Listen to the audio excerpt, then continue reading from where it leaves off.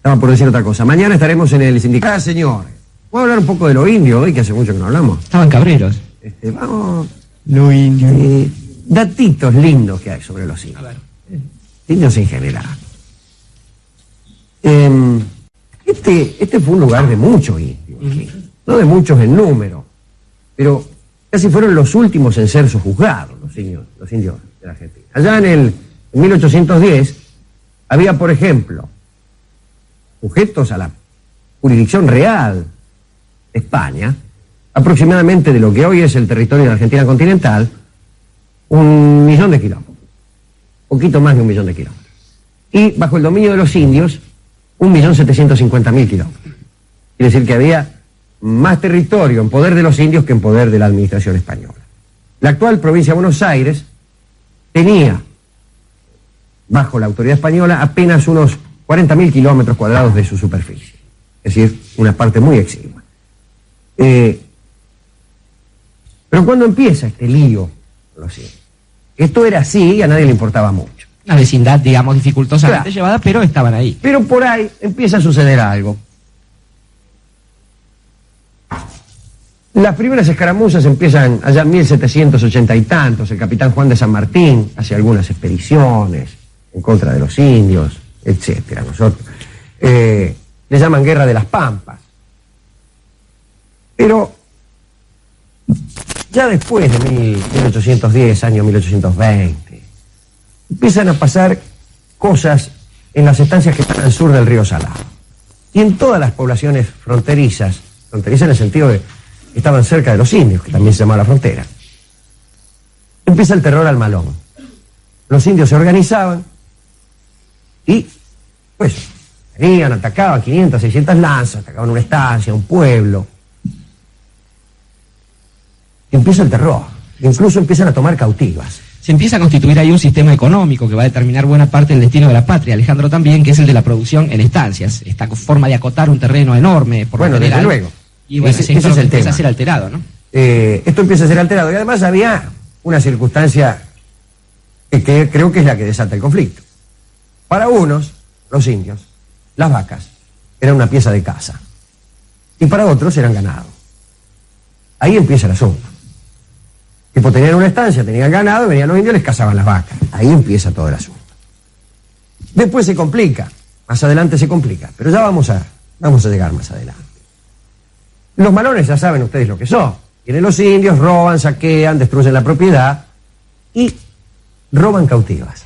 Esto es interesantísimo porque el indio fue en realidad la primera víctima de esta institución, porque fue primero el cristiano el que le robaba mujeres al indio. El indio aprende a hacer lo contrario, a hacer el mismo... A recuperarlas. A recuperarlas en cierto modo, pero no, porque no se afanaban las mismas. No, eran No, bueno, escúcheme, habían pasado... no afanaban las mismas. Vengo a buscar a mi abuela, en decía. 1590. Sí. Se afanaban las otras. Estaban bien. Dicen que la primera cautiva en este sentido fue quien después sería la mujer del cacique Baigorrita. No, el cacique Baigorria, no de Baigorrita, que fue en el año 1835. Fue raptada ahí en una zona de Córdoba y que el cacique la amaba muchísimo. Ella fue, parece, quiere la leyenda que ella haya sido la primera cautiva. Y parece que en cierto modo la gloria del indio se cuenta por el número de sus cautivas. Y el poder por el número de los hijos que las cautivas les dan. Entonces tenían muchísimo interés en hacer cautivas. Y esto aterrorizaba, en cierta forma, más que la destrucción de la propiedad, más que los incendios y que los robos. Porque bueno, que te afanen 50.000 cabezas de ganado es un golpe duro. Iba a decir que te afanen 50.000 mujeres, no, que te afanaban, ponele 6, 7. Una cosa son 10 vacas y otra cosa 11. Sí, es verdad. Pero sucedía algo. Los indios se llevaban a las cautivas y a menudo las amaban mucho. Y no es que se dio un caso, se dio muchísimo. De cautivas que fueron rescatadas o que tuvieron la ocasión de ser rescatadas por las partidas y que sin embargo elegían quedarse en la toldería. ¿Por qué? Porque ya tenían hijos. Vamos, es así como funciona. Un indio se roba a una chica de 18 años de su casa.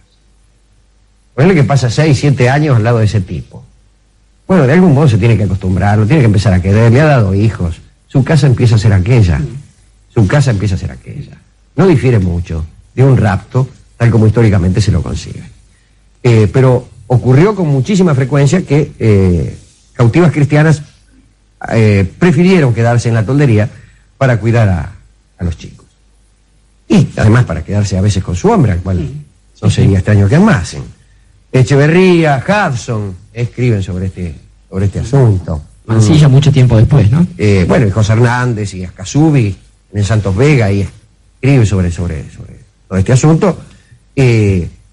Mansilla creo que es el que contaba esto de que las cautivas preferían quedarse. Bueno, Mansilla en la excursión a los indios ranqueles escribe deliciosamente sobre los indios, además con un gran cariño. Y Emil Deró, es el que da el nombre al pueblo de Deró. Daireaux, un escritor muy lúcido también, que conoció mucho estos asuntos. Él decía que tal vez robaban cristianas por admiración que le tenían a la civilización. Les gustaban las mujeres civilizadas, sabían apreciar los beneficios que la civilización ejercía en las mujeres. Entonces les gustaba. A punto tal que hay un diálogo que creo que también es de Mansilla, si no recuerdo mal, en donde uno dice, ¿quién te gusta más? ¿Una china o una cristiana blanca? China, hay que aclarar, es una palabra quechua, no tiene nada que ver con personas nacidas en la China, no se dice por eso. China es una voz quechua por esas casualidades que hay, pero no tiene nada que ver con quienes han nacido en Xi'an. Claro. ¿Quién te gusta más, la china o la blanca? No, la blanca, decía el indio, pero inmediatamente. O sea que tenían un regusto por esa clase de mujeres. Me gustaría hablar un poco de la religión. De los indios, si bien difería muchísimo, ¿no? Pero particularmente es interesante la religión, no de los pampas, porque lo que la gente de las campañas al desierto llamaba los pampas, ya no eran los pampas. Los pampas estaban allí cuando llegó el español. Pero con los siglos fueron desapareciendo misteriosamente esos tipos. Esos mismos se llamaban Het. Pampa es una voz quechua, creo que quiere decir lejanía o algo así. Nunca se llamaron pampas ellos mismos, se llamaban Het. Pero esos indios desaparecieron y se fueron araucanizando. Los que había a finales del XVIII y en todo el siglo XIX eran araucanos, eran indios araucanos. O mapuche, ¿no? Que es gente del país, quiere decir. Nosotros sospechamos esa lengua.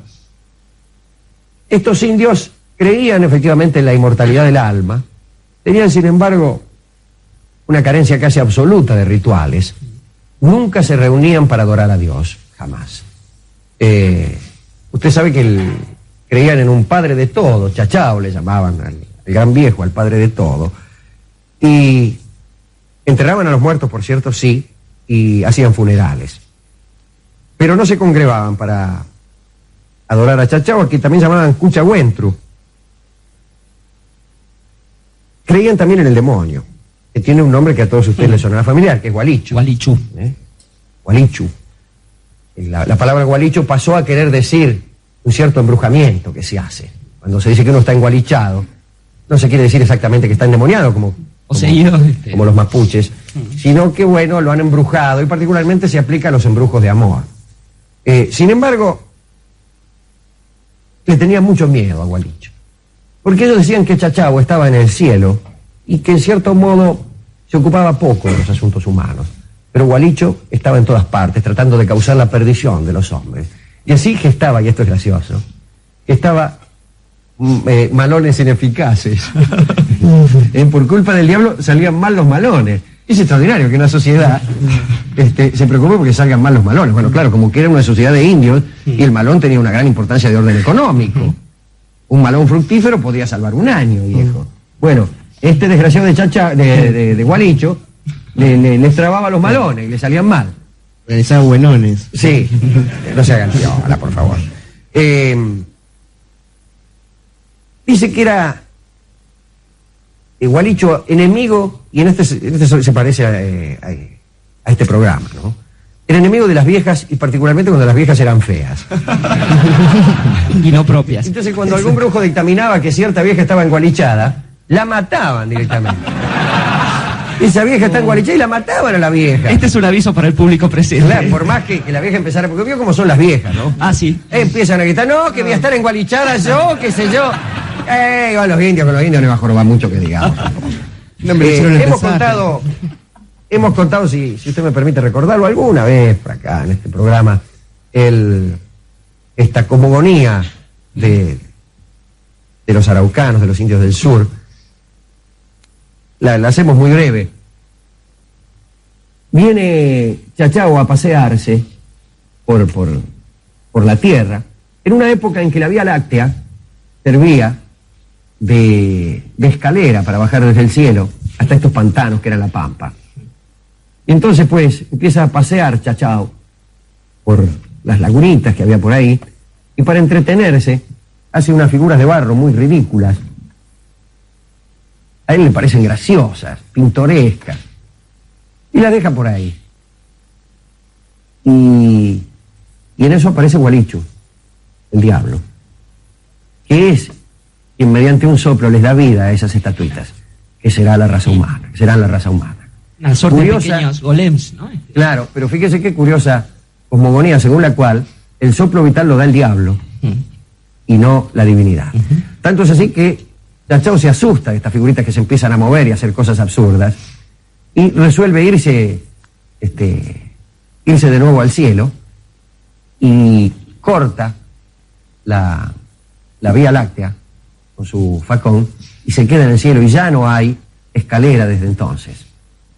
Y hay también una pisada del Leñandú que quiso seguirlo hasta las regiones estelares, que no es otra que la Cruz del Sur. Esa es la pisada del Ñandú que quiso seguir a Chachao. Es muy poética, es muy poética y muy bonita. De todos modos, vienen los líos, ¿no? Empiezan los líos. Ya en el año 20, después de los malones, Rosas hace unas expediciones. Colorados del Monte. Claro, a veces, después viene en el año 28, Dorrego lo manda a Estomba a hacer también unas batidas por ahí.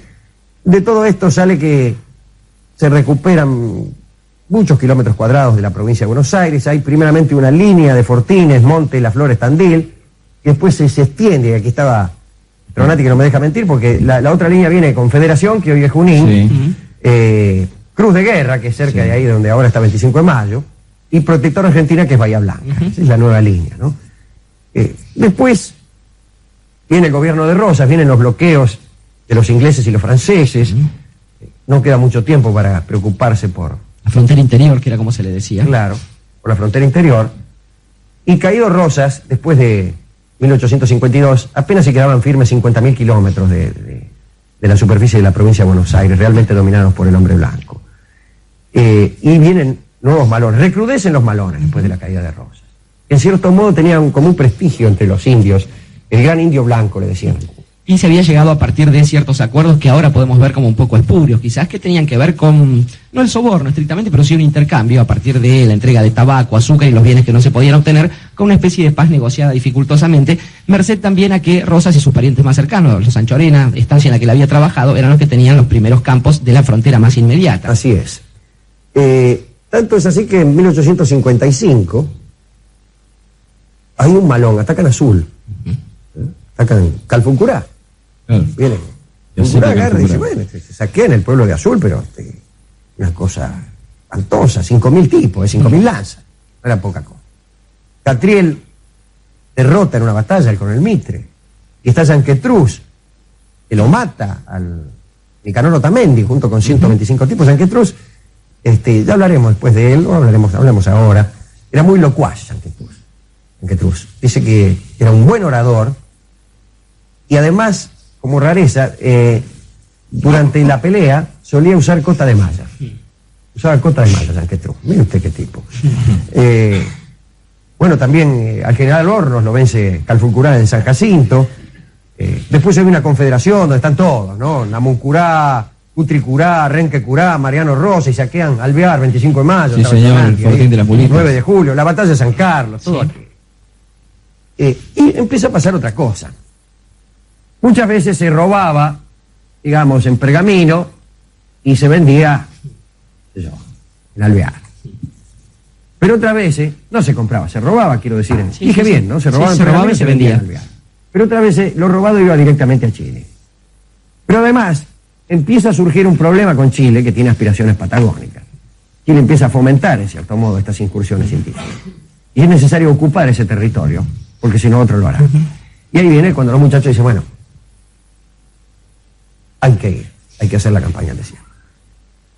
Y ahí viene, como todos ustedes saben, presidencia de Avellaneda, primero el ministro Alsina, que tiene una idea extraordinaria que vale la pena contar aquí también, ya que estamos haciendo una miscelánea. Una idea Maginot, diríamos. Claro, dice, vamos a hacer una zanja para preservarnos de los indios.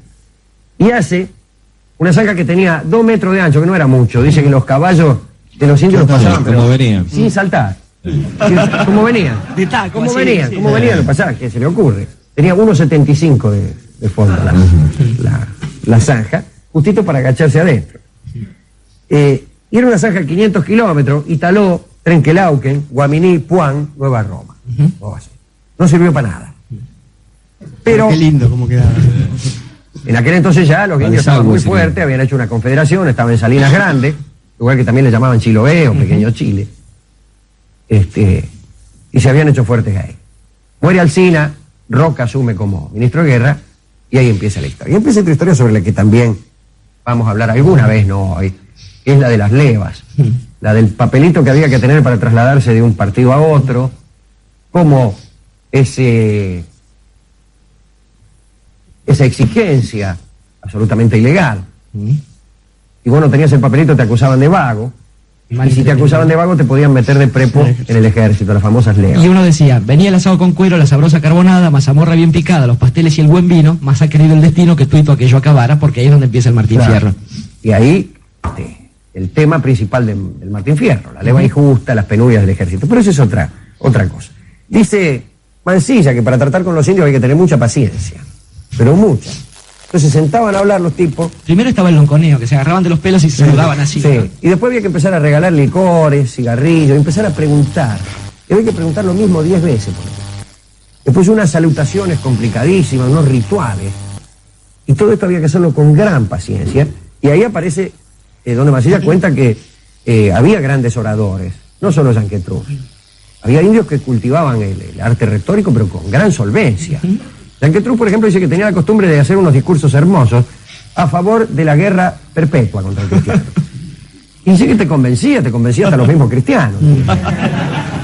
Cambiaron de banda. Bueno, viene la cosa de